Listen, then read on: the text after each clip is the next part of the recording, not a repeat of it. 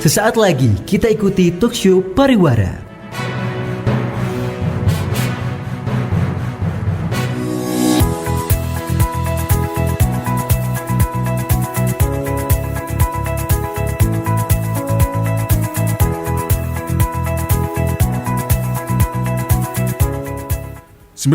FM Radio Tidar Sakti. Sahabat, selamat pagi untuk Anda yang baru bergabung di 90,3 FM Radio Tidar Sakti. Sekarang kita ada di sesi talk show. Sahabat, sekarang saya sudah bersama Dr. Dina Diana Permata. Selamat pagi, dokter. Selamat pagi. Selamat pagi, dokter. Gimana kabarnya nih? Alhamdulillah baik. Alhamdulillah baik. Ya, jadi Dr. Dina Diana Permata ini Kepala BPJS Kesehatan Cabang Malang, sahabat. Nah, hari ini kita akan berbincang-bincang. Ini judulnya agak panjang ya, dokter ya. Ini soal peraturan Presiden nomor 64 tahun 2020 tentang perubahan kedua Perpres 82 tahun 2018 tentang jaminan kesehatan. Waduh, nanti mungkin boleh diceritakan, dokter ya? Ya. Ini perubahannya tentang apa saja begitu, dan juga sahabat, untuk Anda yang punya pertanyaan soal BPJS Kesehatan atau mungkin ada sesuatu yang dari lama udah dipendam pengen ditanya tapi belum kesampaian ketemu sama dokter Dina. Nah, sekarang boleh gabung. Bisa langsung telepon juga di 0341 512000 atau juga lewat WhatsApp. Boleh sahabat ya di 081 838 9030. Kita akan berbincang setelah lagu berikut ini. Jadi jangan kemana-mana, tetap di 90,3 FM Radio Tidar Sakti.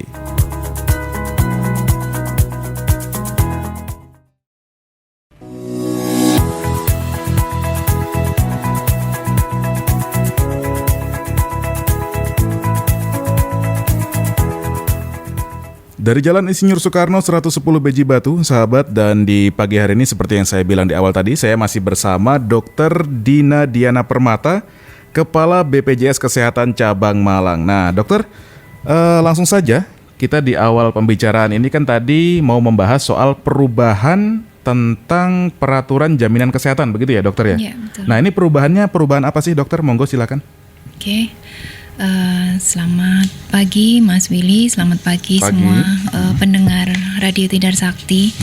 Jadi di sini di dalam program jaminan kesehatan nasional ini kemarin kan ada beberapa regulasi ya yang menjadi acuan pelaksanaan program tersebut, di mana salah satunya untuk besaran iuran ini ada regulasi terbaru yaitu Perpres 64 tahun 2020.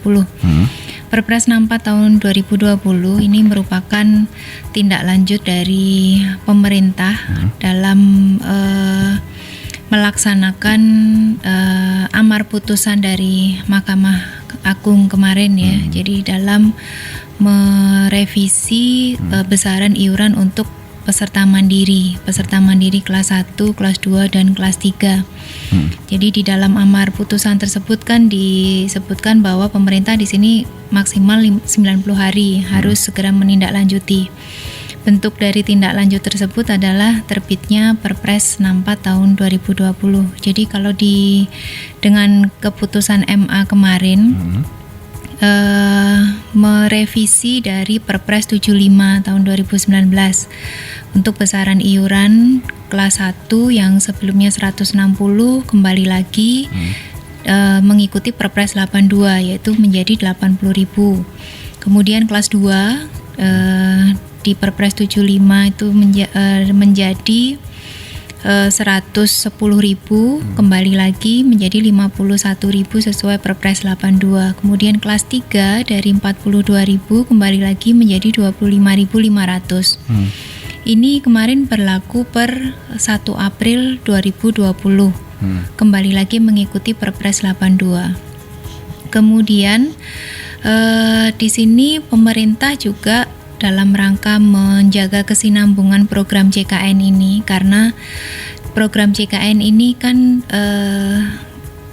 prinsipnya gotong royong ya, artinya gotong royong dari seluruh iuran yang dibayarkan dari beberapa segmen kepesertaan. Artinya kalau tidak ada gotong royong dari iuran yang dibayarkan oleh seluruh segmen kepesertaan, tentunya tidak akan berjalan program JKN ini, karena ujung dari masyarakat mendaftar sebagai peserta JKN ini adalah pelayanan kesehatan, di mana dampak dari pelayanan kesehatan yang sudah diberikan ini adalah biaya pelayanan kesehatan, di mana biaya pelayanan kesehatan ini yang dibayarkan oleh BPJS Kesehatan sumbernya adalah dari iuran. Makanya pemerintah memikirkan agar program JKN ini tetap sustain dan BPJS Kesehatan juga tetap bisa melakukan melakukan pembayaran pelayanan kesehatan kepada fasilitas kesehatan tepat waktu, maka disusunlah atau dirumuskan Perpres 64 tahun 2020, di mana besaran iuran untuk peserta mandiri ya, yang berubah kan di sini peserta mandiri terutama di dalam Perpres 64 ini untuk yang kelas 1 nanti mulai bulan Juli ya, per 1 Juli 2020.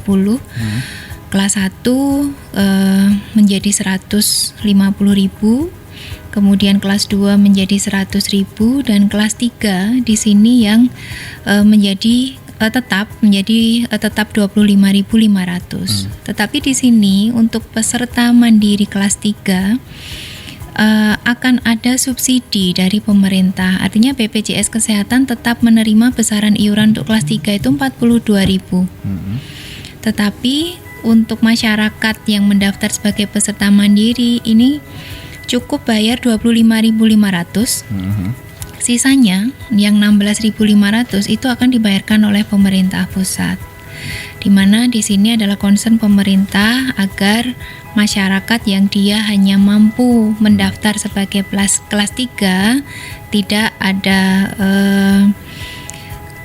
ada keberatan dalam pembayaran iurannya ya, sehingga ada peran pemerintah untuk membayar selisih iuran tersebut kepada BPJS Kesehatan.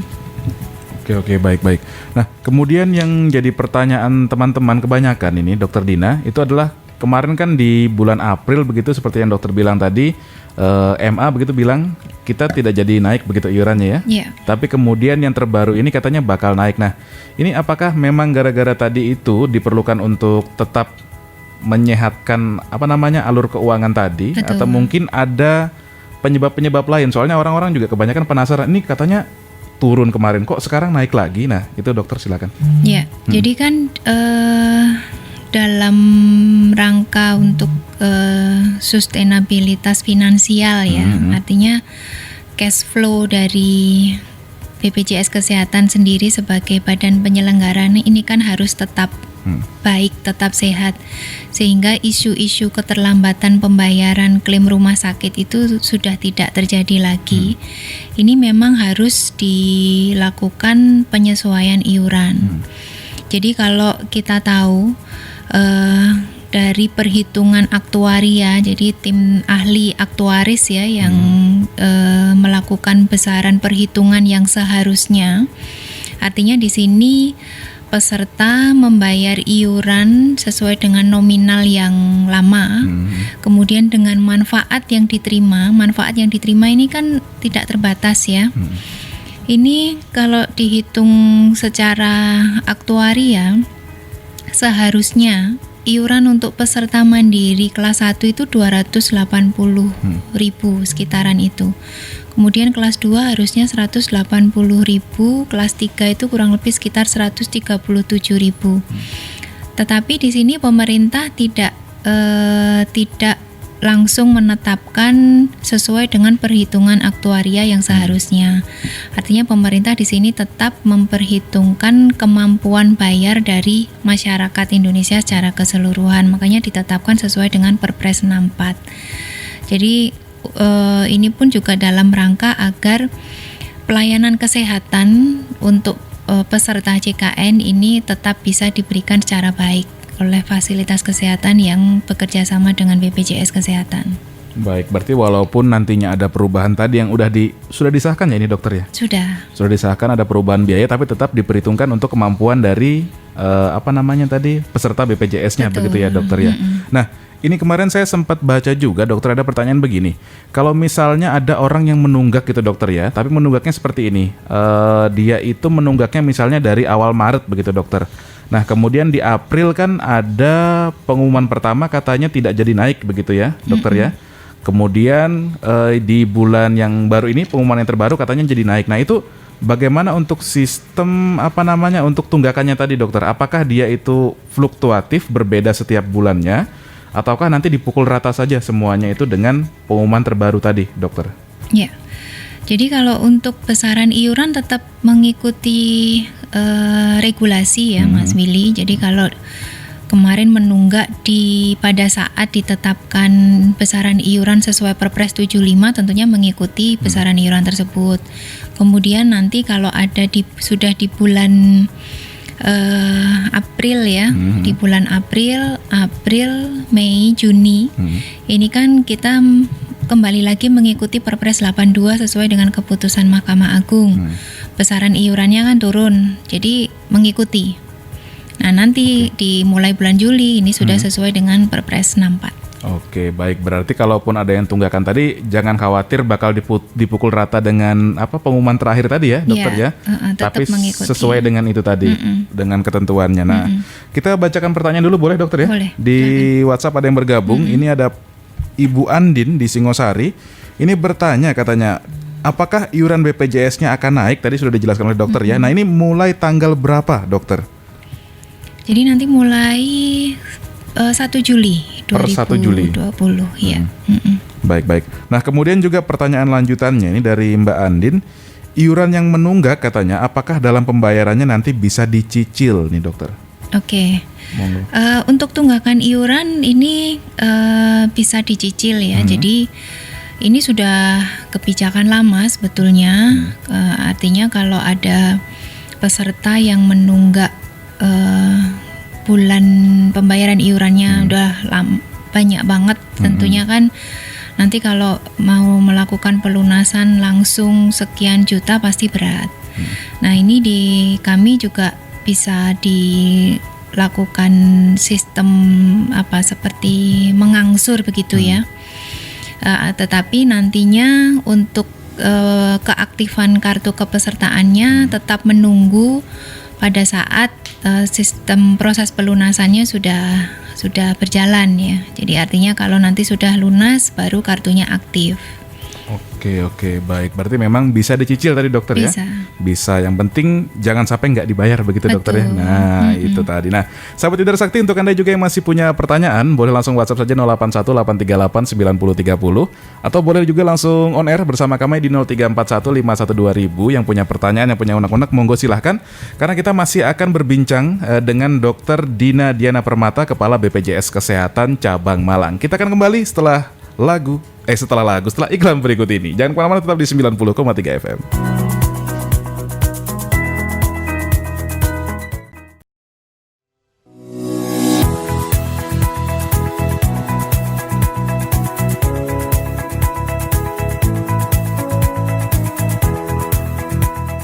90,3 FM Radio Tidar Sakti. Sahabat, untuk Anda yang mungkin baru saja begitu tune di 90,3, sekarang kita sedang ada di sesi talk show 3 jam bersama Dr. Dina Diana Permata, Kepala BPJS Malang. Nah, dokter, sebelum kita lebih jauh berbincang soal perubahan-perubahan tadi, dokter ya.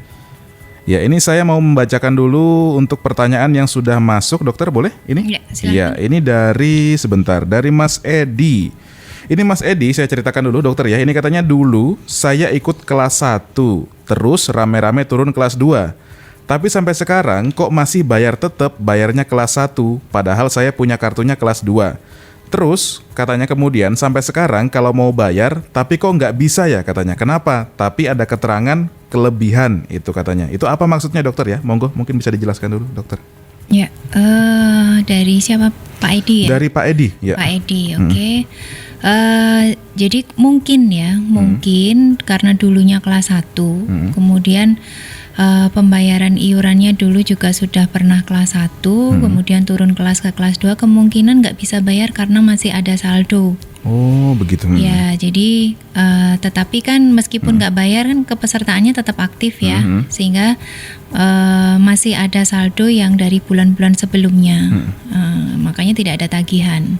Oh, baik, Ya. baik. Berarti maksud dari kelebihan tadi mungkin dari sebelumnya bayar yang untuk kelas 1 begitu Betul, dokter ya. ha-ha. Kelasnya turun, ada sisanya tadi saldonya. Ada saldo. Oh, itu Pak Edi berarti bukan dari sistemnya atau apa, tapi memang Ya. ada kelebihan saldonya di sana begitu ya, dokter. Asalkan kepesertaannya masih tetap aktif, berarti itu yang digunakan untuk bayar iuran masih dari kelebihan iuran sebelumnya, bulan sebelumnya. Baik. Nah, ini kemudian juga ada pertanyaan lanjutannya katanya. Kapan ya bisa bayar katanya? Padahal saya mau minta rujukan di puskesmas katanya begitu, dokter.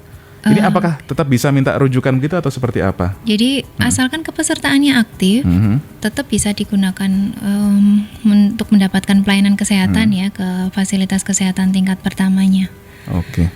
Oke, jadi nanti misalkan pengen tahu ini kartu kepesertaannya dia aktif atau enggak, download aplikasi Mobile JKN. Jadi biar tahu kepesertaannya aktif atau enggak, daripada harus nunggu antri ke kantor BPJS Kesehatan cuman mau tahu kepesertaannya aktif atau enggak. Jadi nanti langsung bisa dilihat lewat aplikasi Mobile JKN. Nah, itu Pak Edi ya. Untuk cara pengecekan lebih mudah langsung download Mobile JKN tadi ya, Betul. Bu Dokter ya. Jadi download Mobile JKN bisa cek aktif apa enggak. Kalau aktif bisa dipergunakan fasilitasnya Iya. tadi ya, dokter ya. Mau minta rujukan juga bisa pastinya. Bisa. Oke, begitu Pak Edi ya. Dan juga sahabat, untuk Anda yang masih punya pertanyaan silahkan masih kita buka langsung WhatsApp 0818389030 atau juga on air di 0341512000. Nah, dokter kita lanjut ngobrolin. Kita lanjut ngobrolin begitu soal perubahan peraturannya tadi, dokter. Nah, kemudian kalau misalnya tadi kan diceritakan untuk yang kelas 3 ada subsidi begitu dokter ya dari pemerintah. Terus kalau misalnya gara-gara ada subsidi orang-orang rame-rame turun ke kelas 3 tuh gimana dokter? Ya, jadi tidak ada masalah ya. Artinya kenapa ada kelas 1, kelas 2, kelas 3? Tentunya di sini disesuaikan dengan kemampuan dari peserta itu sendiri dalam apakah dia mampu membayar kelas 1, kelas 2 atau hanya mampu membayar di kelas 3. Yang penting seluruh peserta JKN di sini adalah disiplin membayar iuran, karena iuran dari peserta itulah nanti yang kita gunakan untuk membiayai pelayanan kesehatan peserta-peserta JKN lain yang membutuhkan untuk membiayai pelayanan kesehatan baik. tersebut. Kemudian juga kalau misalkan dengan adanya penyesuaian iuran ini di kelas 1 dan kelas 2-nya sudah di atas 100.000 dan sedangkan kemampuan untuk membayar iurannya di bawah itu, silakan untuk diproses turun kelas menjadi kelas 3. Karena di sini juga kami ada program super praktis. Artinya di sini kita mengakomodir peserta-peserta JKN yang menghendaki untuk turun kelas. Apakah itu dari kelas 1 ke kelas 2 atau dari kelas 2 ke kelas 3 atau dari kelas 1 ke kelas 3. Oke, mungkin tahan dulu dokter. Program super praktis ini nanti akan kita bahas lagi lebih detail ya di sesi berikutnya. Ini kita masih berbicara soal perubahan tadi. Nah, untuk perbedaan kelas itu sendiri itu yang beda dari segi apanya dokter? Kelas 1, kelas 2, kelas 3 tadi?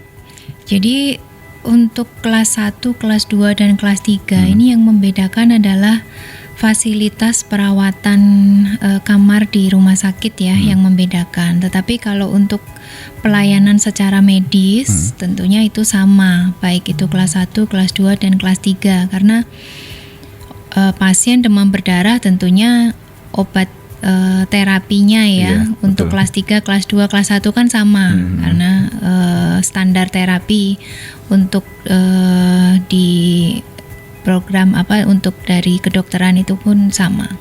Baik. Berarti yang membedakan cuma rawat inapnya tadi dokter ya, kamarnya. fasilitas kamarnya. Begitu. Oke, baik. Nah, dokter, kemudian juga kalau berbicara soal perubahan tadi, ini saya tertarik soal PBI dokter atau penerima bantuan iuran dokter ya, PBI ya. Nah, ini apakah juga ada penyesuaiannya sendiri ataukah masih mengikuti aturan yang lama untuk PBI dokter? Ya, PBI di sini jadi yang mengalami perubahan di sini adalah penerima bantuan iuran yang dari APBD. Jadi yang didaftarkan oleh pemerintah daerah. Kalau dari PBI yang didaftarkan oleh pemerintah pusat, jadi ini disebut PBIJK ya, PBI Jaminan Kesehatan. Ini iuran yang dibayarkan tetap 42.000 yang dibayarkan ke BPJS Kesehatan. Sedangkan untuk PBI daerah nanti dari pemerintah daerah iuran yang dibayarkan sama seperti peserta mandiri kelas 3, yaitu 25.500. Dan selisihnya 16.500-nya ini nanti akan dibayarkan oleh pemerintah pusat. Jadi tetap nanti akan dibantu oleh pemerintah pusat. Oke, tapi untuk dari pesertanya sendiri apakah ada mungkin kayak harus menambah biaya, tetap enggak begitu dokter ya? Enggak ya, cuman dari sistem dari pusatnya begitu. Betul, jadi nanti yang berbeda hanya cara pembayarannya aja. Yang diterima BPJS Kesehatan tetap nominalnya 42.000, tetapi untuk PBI daerah nanti yang 25.500 dari pemerintah daerah, selisihnya dari pemerintah pusat. Oke, baik. Berarti untuk sahabat Tidar Sakti sebagai peserta PBI tadi ya dokter ya, nggak perlu khawatir karena yang berubah cuman dari sistem pusatnya saja begitu. Dokter, ini ada yang bertanya lagi di WhatsApp, saya bacakan dokter ya. Ini dari Nurul di Telekung. Mau tanya, kenapa kalau kita menolak rujukan yang disarankan, katanya BPJS-nya jadi hangus, padahal saya bayarnya juga rutin. Terima kasih. Nah, ini dokter. Katanya kalau nolak rujukannya kok BPJS-nya jadi hangus ya, padahal saya kan rutin membayarnya. Ini kata Mbak Nurul di Telekung begitu. Sepertinya informasi yang didapat nggak benar ya. Yang benar gimana tuh dokter? Yang bisa menonaktifkan kepesertaan itu pertama misalkan dari peserta tersebut sudah meninggal dunia.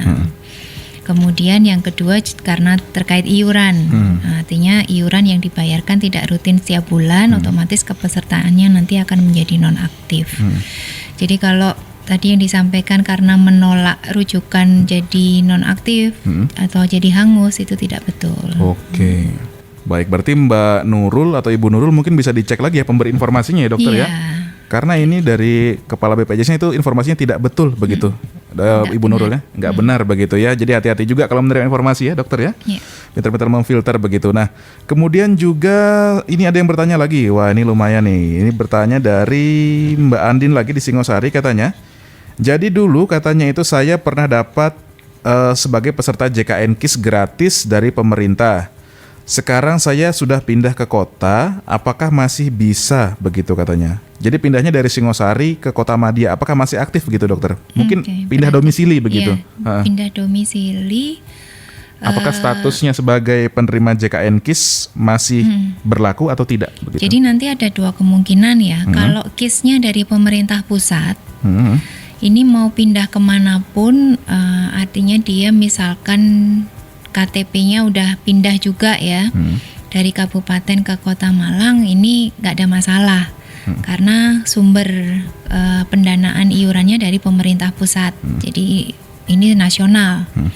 Tetapi kalau dari Mbak Andin sendiri tadi dari KIS-nya pemerintah daerah Kabupaten Malang, otomatis nanti kalau misalkan terdata oleh dari Dinas Kesehatan Kabupaten Malang, pasti nanti akan diajukan untuk dilakukan penonaktifan karena sudah bukan penduduk Kabupaten Malang.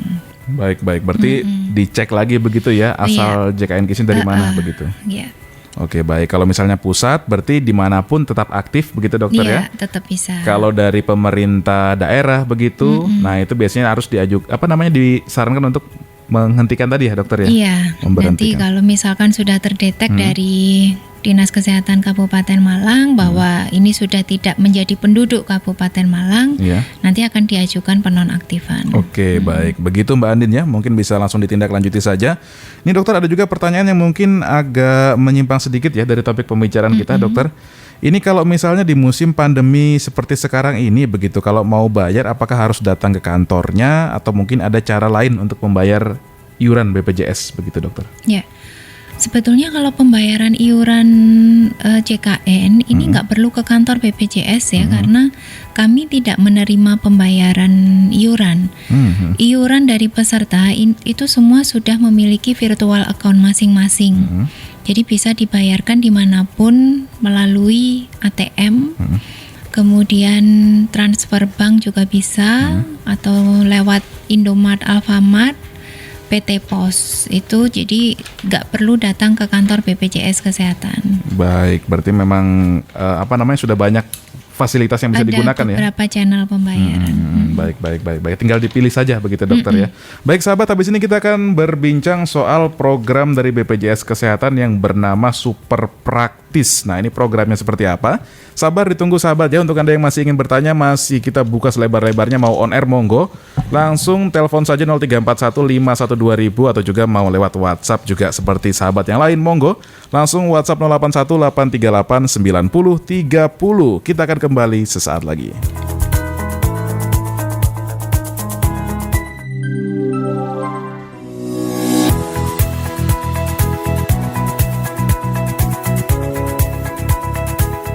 90,3 FM Radio Tidar Sakti, sahabat, masih bersama saya Willy Pramana dan bersama saya ada Dr. Dina Diana, Kepala BPJS Kesehatan Malang. Nah, dokter, sekarang kita berbincang soal program Super Praktis nih dokter. Ini sebenarnya program apa sih dokter?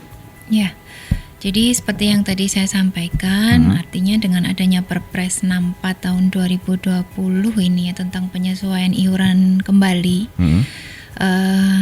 di sini kami mengakomodir untuk kebutuhan-kebutuhan dari peserta apabila mereka yang sebelumnya terdaftar di kelas 1 dan kelas 2, mereka merasa keberatan dengan nominal iuran yang ditetapkan saat ini. Jadi mereka bisa melakukan penurunan kelas di periode program Super Praktis ini, yaitu tidak mengikuti ketentuan, artinya ini ada diskresi kebijakan ya, dimana kalau untuk perubahan kelas, baik itu naik kelas maupun turun kelas, secara aturan dia harus berada di kelas yang sebelumnya itu 1 tahun, maksimal 1 tahun. Nah, dengan adanya program Super Praktis ini ada diskresi kebijakan, jadi tidak perlu menunggu 1 tahun, mereka sudah bisa melakukan penyesuaian kelas yang diinginkan. Jadi di program Super Praktis ini ada 2 mekanisme ya, jadi nanti tergantung apakah si peserta ini menghendaki masa berlakunya langsung di saat proses turun kelas itu dilakukan, atau masa berlaku di bulan depan. Ini pun ada persyarat, masing-masing ada persyaratannya. Kalau dia menghendaki turun kelasnya berlaku di saat si peserta ini melakukan proses di BPJS Kesehatan, maka dia harus memenuhi beberapa persyaratan. Yang pertama, tidak boleh ada tunggakan. Artinya kepesertaannya saat itu harus aktif. Kemudian persyaratan yang kedua, si peserta ini belum pernah mendapatkan riwayat pelayanan kesehatan selama bulan berjalan di tahun 2020. Jadi dari bulan Januari sampai dengan bulan proses saat si peserta melakukan turun kelas. Kenapa ada kebijakan, ada persyaratan seperti itu? Karena nanti dampak di tagihan rumah sakit ya, karena pelayanan sebelumnya sudah diberikan di kelas 1 atau kelas 2 mungkin, kemudian takutnya nanti akan berpengaruh di saat si rumah sakit melakukan proses penagihan ke BPJS Kesehatan. Oke, baik. Berarti syaratnya tadi saya perjelas lagi dokter ya. Syaratnya harus tidak ada tunggakan, begitu dokter. Kemudian juga untuk persyaratannya juga belum menerima layanan rumah sakitnya, begitu dokter ya? Iya, tidak ada riwayat pelayanan kesehatan. Itu untuk range waktunya dari kapan sampai kapan dokter? Apakah di awal tahun 2020 ini saja begitu hitungannya, atau mungkin ada bulannya misalnya dari bulan April sampai sekian begitu? Iya, dari selama bulan berjalan 2020 ya, berarti dari bulan Januari sampai dengan prosesnya saat ini. Karena program Super Praktis ini nanti hanya berlaku periodenya mulai tanggal kemarin sudah mulai berjalan 22 Mei sampai dengan 31 Agustus. Artinya nanti program ini berhenti di tanggal 31 Agustus 2020. Selanjutnya mengikuti ketentuan yang sudah ada. Oke, baik. Berarti kalau yang pengen berubah kelasnya begitu dokter Ya. ya, lebih baik segera diurus begitu, karena cuma sampai tanggal 31 Agustus. Nah dokter, kalau soal perubahan kelas nih dokter, ini ada pertanyaan yang mungkin juga sempat terlintas begitu di pikiran saya. Kalau misalnya ada seseorang begitu ya, sebelumnya itu kelas 1, tapi kan yang namanya nasib kan siapa yang tahu begitu dokter ya. Terus tiba-tiba mungkin rezekinya berkurang begitu dokter, sanggupnya bayar yang kelas 3 saja, itu apakah turunnya harus step by step dari 1 ke 2 dulu, atau mungkin 1 langsung ke 3 gitu bisa dokter? Bisa Langsung dari bisa? kelas 1 ke kelas 3 bisa. Baik. Berarti memang menyesuaikan kemampuan Betul. peserta BPJS-nya Iya. tadi dokter ya. Harapannya kan mereka nanti dalam pembayaran iurannya secara kontinu ya, sudah tidak menunggak. Intinya di situ. Baik. Nah, kemudian kalau yang mau mengurus perubahan kelas tadi bisa kemana dokter? Jadi kalau untuk yang periode masa berlaku turun kelasnya real time, ini harus ke kantor cabang, harus ke kantor BPJS Kesehatan. Jadi bisa yang di Kota Malang di Jalan Tumenggung Suryo, atau di kantor Kota Batu, atau di kantor Kabupaten Malang yang ada di Kepanjen. Tetapi kalau untuk yang masa berlakunya bulan depan, ini bisa melalui aplikasi mobile JKN atau melalui care center 1500-400. Oke, baik. Berarti tergantung kapan mau perubahnya gitu dokter ya? Oke. Yang perlu dipersiapkan apa dokter untuk mengurus ini? Hanya ini aja sih, kartu kepesertaan ya. Jadi kalau untuk turun kelas ini juga ada diskresi kebijakan bahwa tidak wajib melampirkan form auto debit untuk peserta mandiri. Oke, baik. Berarti memang harus membawa kartunya tadi itu aja dokter ya, jadi begitu? kartu, kemudian karena nanti berlakunya satu anggota keluarga, berarti harus ada kartu keluarga. Oke. Nah, ngomong-ngomong soal anggota keluarga dokter, ini ada yang bergabung juga. Pertanyaan mungkin agak menyimpang sedikit, boleh dokter ya? Iya, Ini ya. Ini dari sebentar. Ini namanya tidak ada ya. Tapi ini bertanya begini dokter, pertanyaan yang menarik. Apa iya Bu Dokter, katanya kalau di KK atau kartu keluarga itu ada 5 orang begitu. Mau ikut BPJS 3 orang, apa emang nggak bisa begitu katanya dokter? Jadi dari 5 orang itu yang mau ikut cuma 3 aja begitu. Itu bisa apa enggak sih dokter? Atau harus semuanya begitu dokter yang ikut? Jadi kalau peserta ini nanti mendaftar sebagai peserta mandiri, maka satu KK ini harus didaftarkan semuanya. Kemudian kalau misalkan satu KK isinya 5 orang, ya 5 orang ini yang misal dia memang belum pernah terdaftar sebagai peserta JKN, maka 5-5-nya harus didaftarkan seluruhnya. Tetapi kalau misalkan dari 5 anggota keluarga ini ada 2 yang sudah terdaftar, misalkan karena dia bekerja di perusahaan atau PNS, dia sudah didaftarkan oleh masing-masing pemberi kerjanya, maka nanti tinggal otomatis di master file kami juga akan membacanya. Jadi nanti tinggal sisanya aja 3 orang ini yang belum pernah terdaftar sama sekali. Oke, berarti memang menyesuaikan status dari si pendaftar BPJS-nya tadi dokter ya? Jadi seperti yang tadi saya sampaikan di depan ya, bahwa JKN ini prinsipnya adalah gotong royong. Maka gotong royong dalam lingkup kecil ini adalah di lingkungan keluarga. Artinya kalau dia satu keluarga 5 orang, paling tidak misalkan ada satu anggota keluarga yang sakit, ini nantinya akan dibantu atau disubsidi oleh 4 orang iuran anggota keluarga lainnya.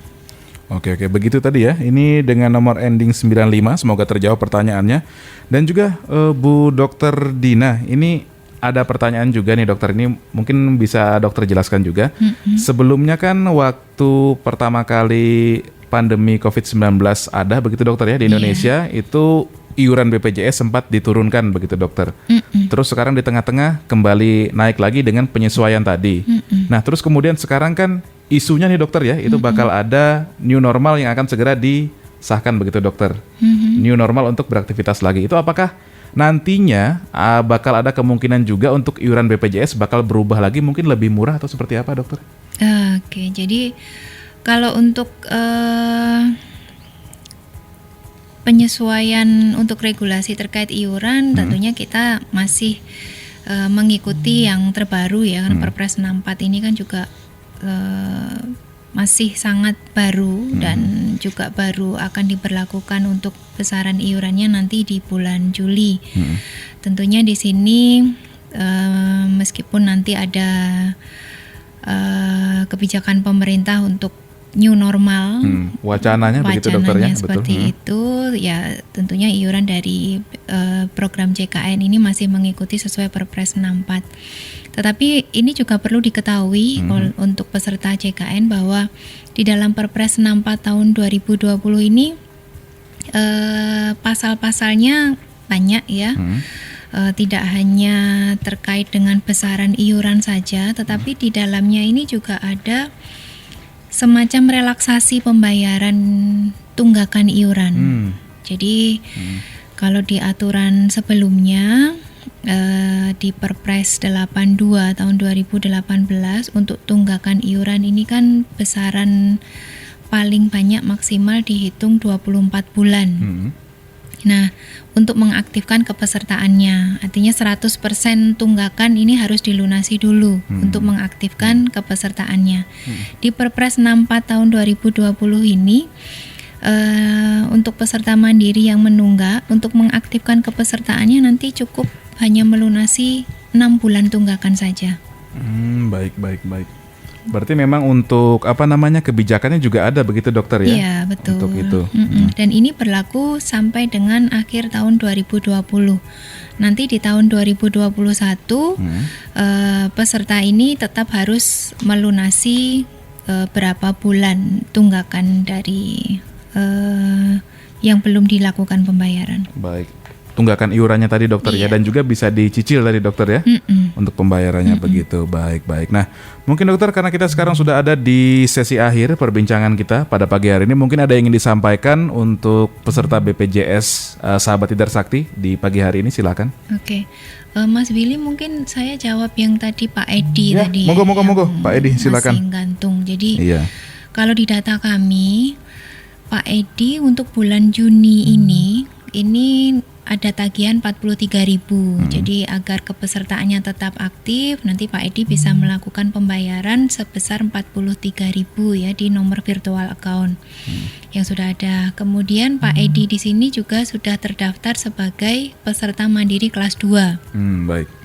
Jadi kalau di data kami pembayaran bulan April kemarin 110.000. Kemudian karena masih ada saldo 59.000, sehingga di Mei kemarin cuman ada tagihan 8.000. Kemudian saldo berikutnya 43.000. Jadi nanti tinggal membayar tagihan di bulan Juni ini 43.000. Oke, baik. Begitu Pak Edi ya. Semoga bisa terjawab pertanyaannya. Dan juga untuk cara lebih mudahnya dokternya bisa lewat mobile JKN tadi untuk JKN, mengeceknya. betul. Nah, begitu Pak Edi. Dan juga sahabat Tidar Sakti yang mungkin mau mengecek tagihan saya berapa sih bulan ini, karena kan dengan penyesuaian perubahan iuran tadi, dokter ya, pasti juga untuk jumlah iurannya pasti berubah-ubah begitu. Jadi lebih baik dicek dulu. Monggo silakan dokter, ada yang ingin disampaikan untuk peserta BPJS di pagi hari ini? Jadi harapan kami sebagai badan penyelenggara tentunya kesadaran masyarakat untuk mendaftar sebagai peserta JKN di sini sangat dibutuhkan. Karena mendaftar sebagai peserta jaminan kesehatan, yang pertama adalah kita secara tidak langsung bisa berbagi kepada peserta JKN yang lain. Iuran yang kita bayarkan secara rutin nantinya akan digunakan untuk membiayai pelayanan kesehatan untuk peserta-peserta yang membutuhkan. Jadi secara tidak langsung kita sudah bersedekah. Kemudian yang kedua, terbebasnya resiko finansial pada saat sewaktu-waktu kita sakit. Karena dengan kita sudah mendaftar sebagai peserta JKN, jaminan kesehatan, kepastian jaminan kesehatan ini sudah kita dapatkan. Kemudian yang ketiga, tentunya wujud kepatuhan kita sebagai warga negara yang baik, mendaftar sebagai peserta JKN karena sudah tersebut di dalam undang-undang, sudah ada peraturan pemerintah, sudah ada peraturan presidennya bahwa kita sebagai warga negara wajib mendaftar keikutsertaannya wajib dalam program jaminan sosial, di mana salah satunya adalah untuk mendapatkan kepastian jaminan kesehatan. Mungkin itu Mas Willy. Baik. Dan juga Bu Dokter mungkin bisa ditambahkan lagi sedikit kalau misalnya sahabat Tidar Sakti ada yang ingin ditanyakan begitu Dokter. Karena biasanya kan kalau untuk peserta BPJS yang sudah agak senior tanda kutip begitu ya, kalau menggunakan aplikasi mungkin agak sulit begitu Dokter. Itu apakah bisa lewat chat mungkin atau mungkin juga lewat telepon? Itu harus kemana Dokter menghubunginya? Jadi yang 24 jam itu ada care center 1.500-400 ya. Jadi misalkan untuk peserta yang awam dengan media sosial, nanti bisa langsung telepon ke 1.500-400, nanti akan berbicara langsung dengan customer service kami 24 jam. Kemudian juga bisa melalui aplikasi mobile JKN, di situ ada fitur informasi yang ingin didapatkan ataupun pengaduan, itu bisa langsung diketikkan dan nanti akan langsung direspon oleh petugas kami. Kemudian juga yang di periode talkshow sebelumnya mungkin sudah pernah disampaikan ada Cika. Ya. Jadi di situ melalui chat nanti akan langsung dijawab oleh sistem kami terkait informasi-informasi yang dibutuhkan oleh peserta. Baik, nah untuk sahabat Tidar Sakti karena keterbatasan waktu sahabat ya, mungkin tidak semuanya bisa terjawab begitu. Mungkin nanti bisa langsung bertanya, menghubungi call centernya ada di 1.500-400, lewat mobile JKN juga bisa, atau lewat Cika atau lewat Vika ya Bu Dokter ya, ada ya? Ya, kalau Vika di sini nanti berupa suara ya, voice. Begitu ya. Nah, tinggal dipilih saja sahabatnya dan semoga segera terjawab pertanyaannya begitu. Terima kasih banyak Dokter. Ya, pagi hari ini sudah bergabung ya. Iya, semoga untuk sahabat Tidar Sakti juga segera melunasi iuran BPJS-nya yang belum. Dan juga yang belum daftar segera daftar begitu. Karena kita saling gotong royong, saling subsidi silang begitu. Betul, Dokter ya. Oke, terima kasih banyak Dokter sudah bergabung. Selamat pagi. Selamat pagi. Sampai berjumpa lagi Dokter Dina ya dari Kepala BPJS Kesehatan Cabang Malang.